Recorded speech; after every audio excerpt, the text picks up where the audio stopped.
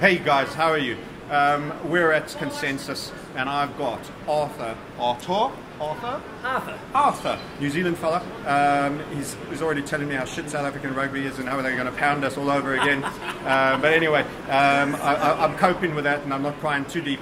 But the real reason you want to hear from Arthur is exactly this. He hosts. Let me just rephrase that. He hosts the Ethereum review. Ether review. And State Change podcast as well. Say it again, nice and loud. State Change podcast.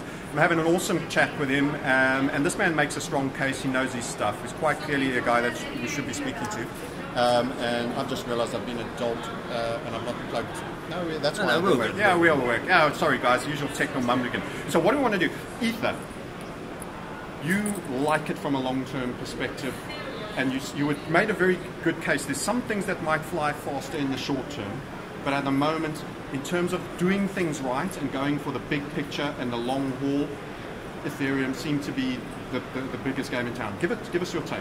So, like design-wise, there are some design considerations that people have. Everyone has their own design philosophies, right?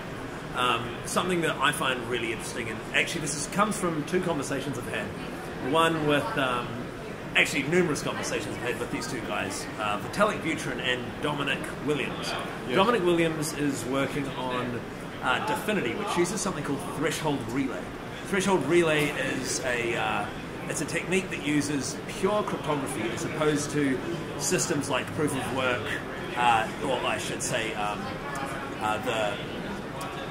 proof of work. We think of proof of work as a consensus algorithm. Yes. Proof of work is a mechanism used as part of a consensus algorithm. Yes. Or a consensus process, to be like really appropriate and correct in our terminologies. Yes. So, proof of work introduces randomness into a system. One. And it does that by just randomly selecting someone out of a group of validating nodes. Yeah. To validate a transaction. Got you. So with threshold relay, which is something really interesting, and it uses basically a set of validators that are selected by a source of randomness. Yes. That's taken from the previous set of validators. Right. And it's I don't want to get too. I shouldn't wade too deep into this stuff. Yeah, we're going to get heavy techy here, guys. Real fast. So the crux of it is basically that threshold relay is absolutely, in my opinion, today, the best way to deploy a quote-unquote blockchain, because that's a very poorly defined term, but the best way to deploy a blockchain today. It can be deployed with proof of stake, it can do incredible things, and it can outperform just about any other approach. Wow. However, it's limited by the lifespan of the cryptographic primitives that it relies on. Right. And among those are pairing-based cryptography, which involves, again, let's not get too deep into pairing-based cryptography, but it has a time horizon of about 30 years. Yes. In which we can definitely rely on it. Ethereum is being developed with a very different perspective. It is being developed with a 100-year time horizon, and the idea is there are limits on the cryptographic primitives that can be used in that system. They want to rely purely on SHA-3. Right. SHA-3 being the most stable that we're aware of currently, and the idea is that... So if I'm to interject, because we're going to lose guys, you're so strong and powerful on your technical, what I want to say, if I were to summarize in layman's terms, because our channel's going to be layman, Ethereum are committing to a model that probably is further future-proofed than most of what everybody else has done. For a bundle of number of technical reasons. Ethereum is...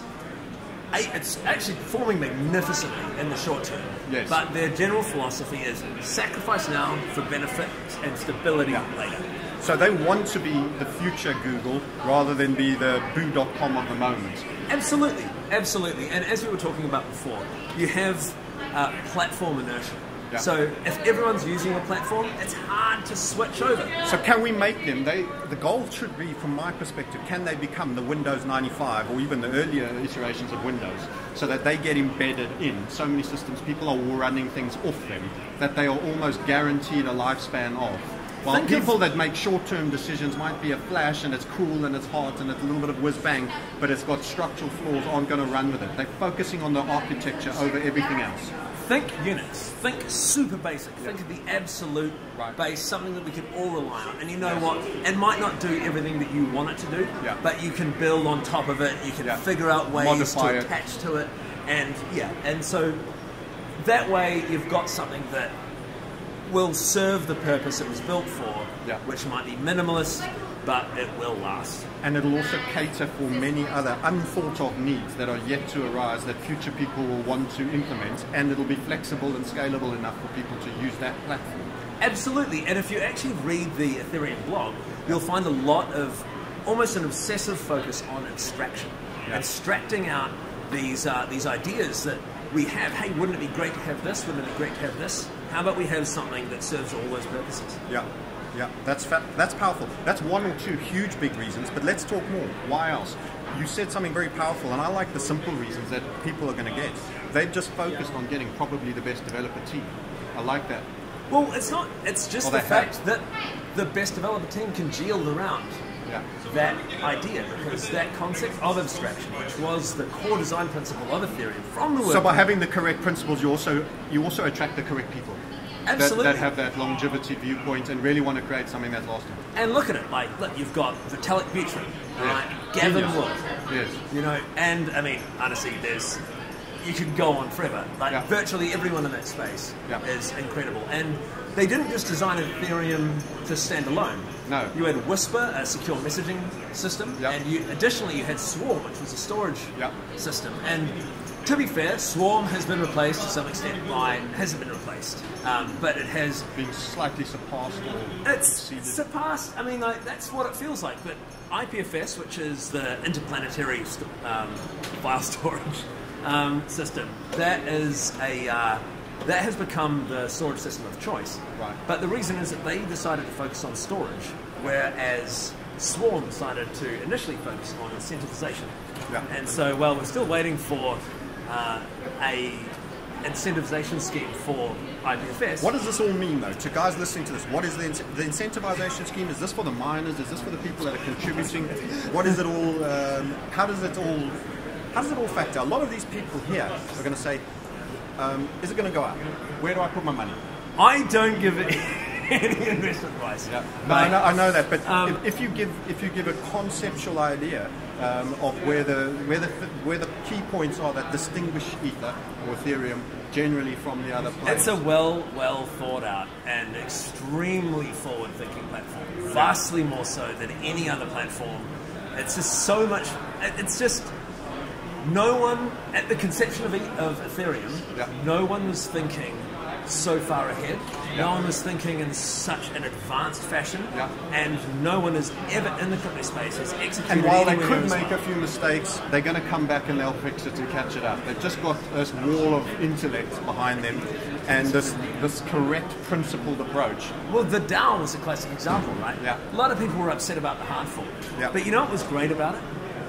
The people who did not have the ability to be pragmatic were culled from the community. Exactly. And it gave us with a greater ability to adapt and the ability to abandon. This is a growth industry. There's birthing pains. You can't assume that everything's going to be easy. No. That's fabulous. You've been awesome, Arthur. Thanks very much for coming on. By the way, for people that want to follow you and get the real... This man's got more technical info that even I can process, so if you were bewildered by this, but you're into it and you want to get a better hit up, where do they find you? Etherreview.info is the place to start. Also try consensusmedia.net. So one more time, a nice Etherreview.info, sorry, a couple of scotches there, and consensusmedia.net, and that's consensus spelt with a Y. And let me say, a few people have said this is a man worth talking to, and I must follow him. Thank you for having a quick chat. We're going to get this up on the channel. You want some of the hard tech? Go visit my fellow New Zealander. We're in the Southern Hemisphere. We rule. Okay, all the best. Bye-bye. Nice one. Let me do that. We'll get this up on YouTube, and you should give me your tweet. Do you have Twitter handle? Sorry, at just about plucked you. All good, mate. Have you got a card or anything? I've got one in there. I'll grab one in there. Awesome. Dude, great idea. This is awesome. I should be doing something like this. It's easy to do. It's really good. Yeah. I like that. And I think it's going to be entertaining. And also there's going to be guys that are technically totally up on it, which I'm not sufficiently good enough to be in the same room with you. But there will be some that will, and the others will just get the top line business message, which is what I hope to get. Yeah, well, it's the funny thing that I've always found is that people just love that little bit of extra like spice of technical shit. Oh, absolutely. And you